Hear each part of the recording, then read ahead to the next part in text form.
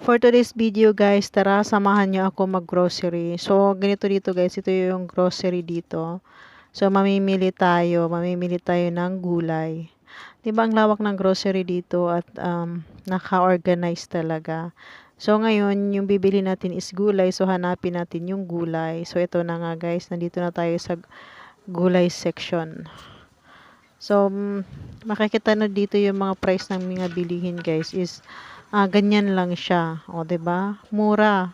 Kung dito, wag lang i-convert natin sa pera sa Pinas. Mura lang siya. O, example niyang broccoli, 3 piraso, $13 lang. 3 piraso na 'yon. 'Di ba? Ay mahal sa atin ang broccoli. Kung dito lang yung pera dito, masasabi mo talagang mura kasi mga ganyan, hindi naman natin nabibili yan sa atin ng ganyang presyo, 'di ba? Dito, mga helper yung mga naggo-grocery. Hindi kagaya sa Middle East na yung mga amo yung nag-grocery, nagma-market, sila yung mga namimili.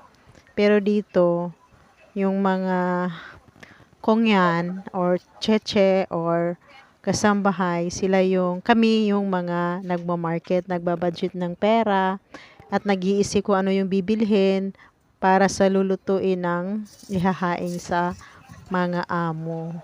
Sa una guys, mahirap talaga. Siyempre, hindi natin kabisado pa kung ano yung mga bibilhin. Pero pag tumagal naman is nakakasanayan din.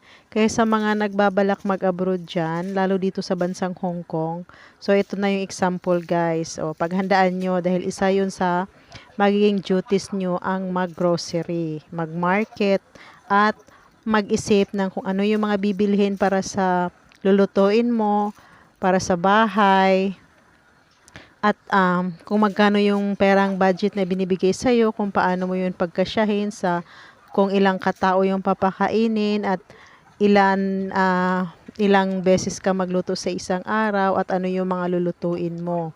So, isa yun guys sa paghahandaan nyo dahil alam ko yung iba na galing ng Middle East, hindi talaga ready dyan. Dahil gaya ko din nung una, hindi ako ready nung dumating ako dito na ganun pala. Pero natutunan din naman, dahan-dahan naman siya natutunan. Siyempre, hindi naman bigla na ikaw na kaagad-agad. So, andun yung paunti-unti. Una, ganito mo na yung bibilhin mo, nakalista yan. Tapos, ito yung mga presyo. So, ganon. So, pag tumagal ka naman, is na, siyempre, kabisado mo na yung mga price na mga bibilhin mo, alam mo na. So, ganon. Laging nakalista talaga lahat yung mga bibilhin bago pumunta sa market or sa grocery para mamili. Para alam mo na kung ano yung mga bibilhin at magkano ba yung kailangang budget para doon sa ibibili ng mga kailangan sa bahay. So, ito guys, may saging. Itong saging na to is product of Philippines yan. O, 'di ba? Lagi talaga akong bumibili ng saging pag nandito ako. Dahil mahilig talaga ako sa saging, guys. Laking Mindanao ako. 'Di ba? Galing ng Mindanao yung mga saging, produkto ng Mindanao ang saging. So, ato na nga guys, bibili talaga ako. At yun lang guys. Thank you for watching and follow for more. Bye!